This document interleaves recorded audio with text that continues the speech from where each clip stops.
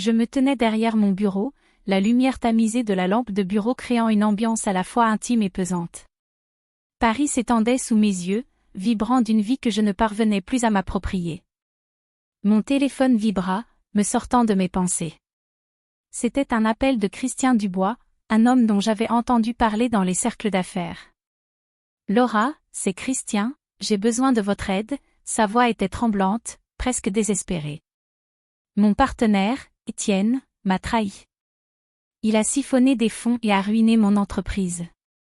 Respirez, Christian, je suis là pour vous aider, répondis-je, essayant de calmer le tumulte de ses émotions. Que s'est-il passé exactement? Il me raconta comment, en l'espace de quelques semaines, sa vie avait basculé. Les chiffres sur le compte de son entreprise, autrefois florissant, avaient chuté. Je ne comprends pas, il était comme un frère pour moi. Comment a-t-il pu faire ça? Je lui proposai de le rencontrer. Je suis chez vous dans 1 heure. Ne bougez pas, en arrivant chez lui, je fus frappé par l'atmosphère morose qui régnait dans son appartement. Les murs, autrefois ornés de tableaux et de souvenirs de succès, semblaient maintenant témoins d'un naufrage. Christian était là, assis sur une chaise, l'air abattu, les mains croisées sur ses genoux. « Laura, je ne sais pas par où commencer, » murmura-t-il, les larmes aux yeux. J'avais tout, ma société, mon rêve. Je m'installai en face de lui, déterminé à lui redonner un peu d'espoir. « Christian, chaque histoire a 2 côtés. Racontez-moi tout ce que vous savez sur Étienne. » Alors que nous parlions, je commençais à sentir que derrière cette trahison se cachaient des secrets encore plus sombres. En fouillant dans les affaires de Christian, je découvris des documents éparpillés sur la table. En les feuilletant, je tombai sur des transactions bizarres et des échanges d'emails. Mon instinct de détective s'éveilla, et je savais que cette affaire allait me mener loin. « Laura, qu'est-ce que vous pensez ?» demanda-t-il, l'espoir vacillant dans sa voix. « Je pense que nous devons plonger plus profondément. » « Étienne a peut-être des complices, répondis-je, ma détermination se renforçant. Je vais m'assurer que la vérité éclate au grand jour. Je me tenais dans le hall de l'entreprise de Christian, le cœur lourd mais déterminé. Les employés se déplaçaient avec une énergie morose, leur regard évitant le mien. Je savais que je devais les interroger, mais l'atmosphère pesante me donnait l'impression de déranger leur chagrin. Je m'approchai de Sophie, une des assistantes de Christian, pour lui poser quelques questions. « Sophie, peux-tu me parler un peu des changements récents dans l'entreprise ?» demandai-je, tentant de garder ma voix douce. Elle releva les yeux, hésitante. « Écoutez, Laura, je ne sais pas si je devrais. Je comprends, mais chaque détail compte. Je suis ici pour aider Christian. » Un soupir échappa à ses lèvres. Eh bien, il y avait des rumeurs sur Étienne.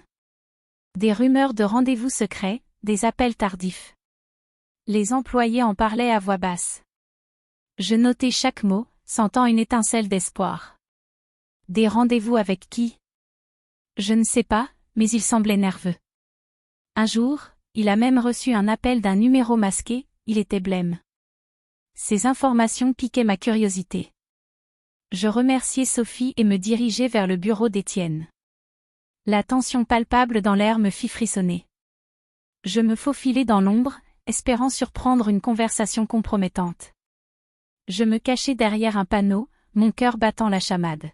« Je te dis que ce contrat est notre seule chance de faire tomber Christian », entendis-je Étienne murmurer à un homme que je ne reconnaissais pas, « si nous agissons rapidement, nous pourrions le laisser sur le carreau. » Je retins ma respiration.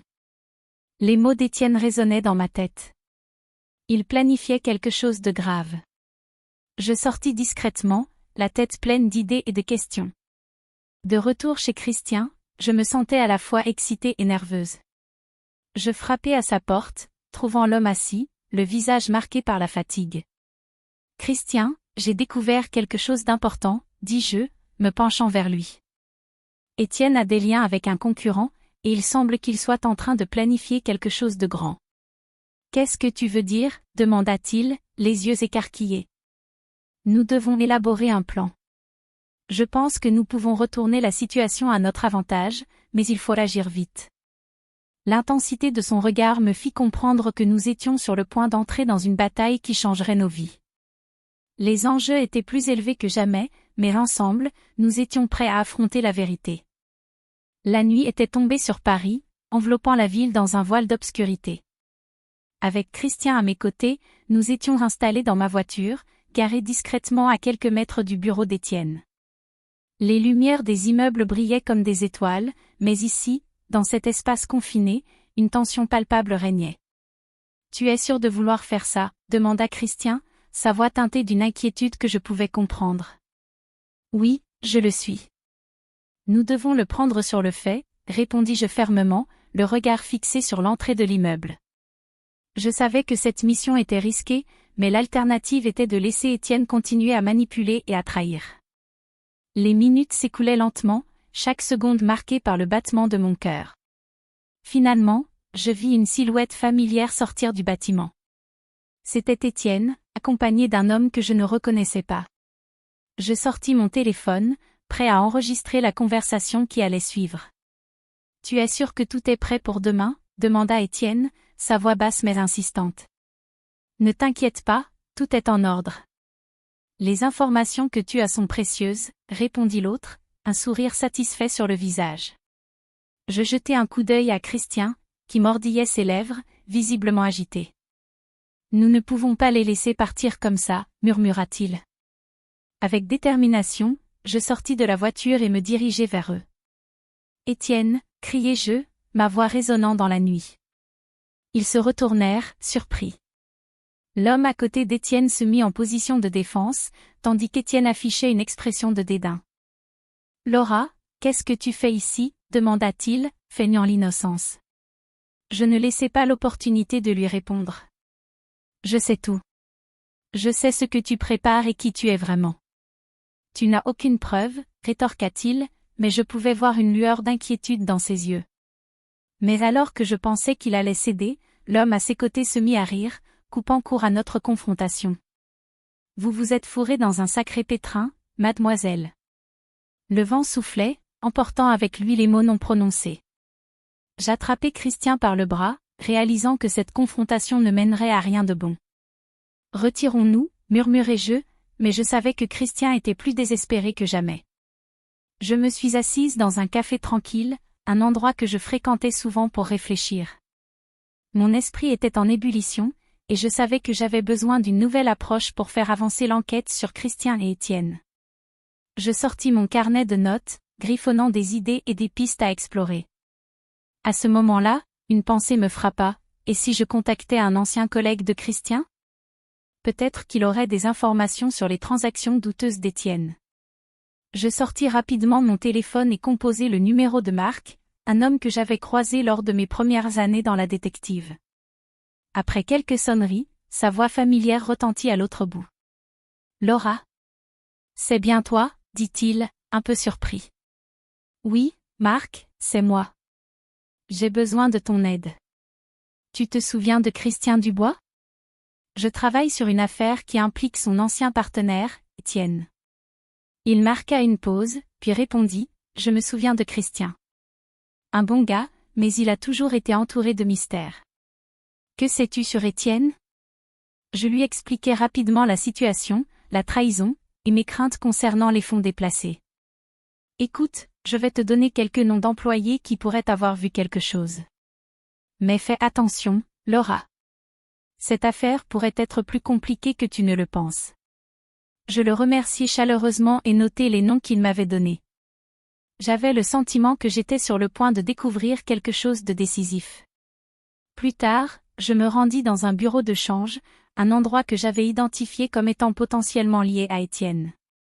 En fouillant dans les dossiers, je tombai sur des preuves accablantes, des transferts de fonds vers des comptes offshore, confirmant que la trahison d'Étienne était bien plus profonde que je ne l'avais envisagé.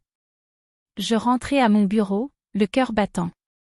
Tout à coup, je me sentais investi d'une nouvelle énergie.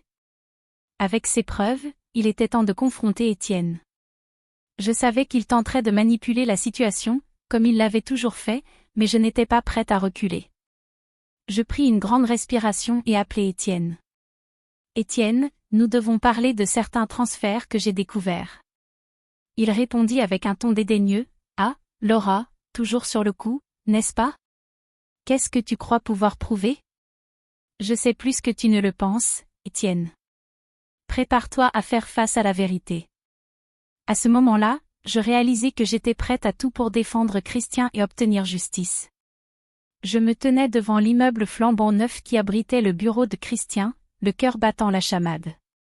La détermination dans ses yeux brillait d'un éclat nouveau. Laura, je veux que tu saches que je ne céderai pas. J'ai des amis, des investisseurs prêts à m'aider à reconstruire. Avec ce que tu as découvert, nous avons une chance. Ces mots résonnaient en moi, un mélange de confiance et d'espoir. Nous devons rassembler encore plus de preuves contre Étienne, répondis-je, scrutant le visage de Christian.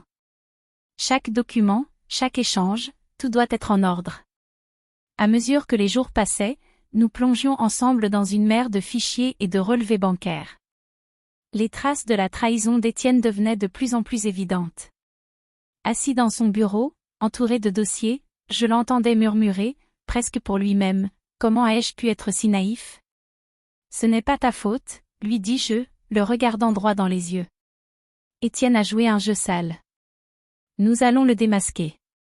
Un matin, alors que je feuilletais des documents, une pensée me traversa l'esprit. Christian, as-tu déjà pensé à faire appel à la presse? Si nous exposons Étienne au grand jour, cela pourrait le faire réfléchir. Il hocha la tête, pensif. Oui, mais cela pourrait aussi alerter ses complices. Nous devons être prudents.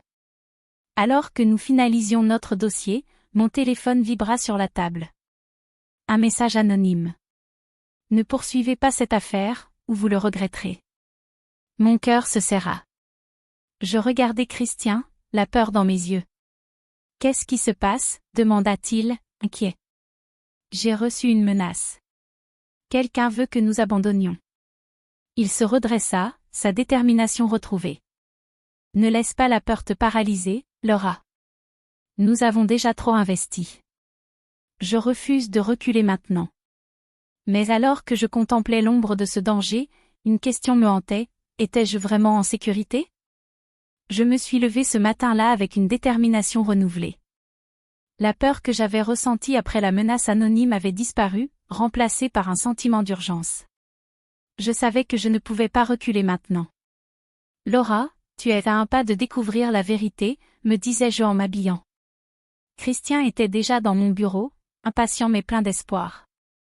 As-tu tout ce qu'il te faut? Demanda-t-il, le regard brillant d'anticipation. Je hochai la tête, tenant un dossier épais rempli de preuves accablantes. Oui, Christian. Nous avons tout. Il est temps d'aller devant la justice. Au tribunal, l'atmosphère était électrique. Étienne, assis là avec une arrogance démesurée, avait l'air confiant, comme s'il croyait que son charme pouvait le sauver. Vous pensez vraiment que vous pouvez me faire tomber, Laura? Me lança-t-il, un sourire narquois sur les lèvres. Je l'ignorais et me concentrais sur les preuves. Mesdames et messieurs du jury, commençai-je, ma voix résonnant dans la salle, je vais vous prouver que la trahison de cet homme a détruit non seulement une entreprise, mais aussi des vies. Les témoins défilaient, chacun apportant son lot de révélations. Lorsque l'ancien comptable de Christian prit la parole, je vis le visage d'Étienne blêmir. J'ai vu les transferts, j'ai vu les comptes offshore, déclara-t-il, sa voix ferme. Christian, assis à mes côtés, serra ma main avec gratitude. Le verdict tomba comme un coup près, Étienne était condamné. À ce moment-là, je vis la fierté et la reconnaissance dans les yeux de Christian. Mais la surprise n'était pas encore terminée. En fouillant dans les archives, je tombai sur une information qui fit battre mon cœur plus vite. L'acheteur des secrets d'Étienne n'était autre qu'un ancien partenaire commercial de Christian, un homme que j'avais rencontré lors de mes premières enquêtes. Je me tournai vers Christian, le souffle coupé. Christian, c'est bien plus compliqué que nous le pensions. Il me regarda, perplexe. Quoi? Qu'est-ce que tu veux dire? Je lui expliquai, chaque mot pesant sur mes épaules. Cela signifie que la trahison était bien plus vaste et calculée. Nous célébrâmes notre victoire, mais dans un coin de mon esprit, je savais que la route serait encore longue. Cependant, ce jour-là, nous avions prouvé que la foi et la détermination pouvaient triompher des trahisons les plus profondes. À un nouveau départ, dis-je en levant mon verre à Christian, et il sourit, conscient que la vie lui offrait une seconde chance.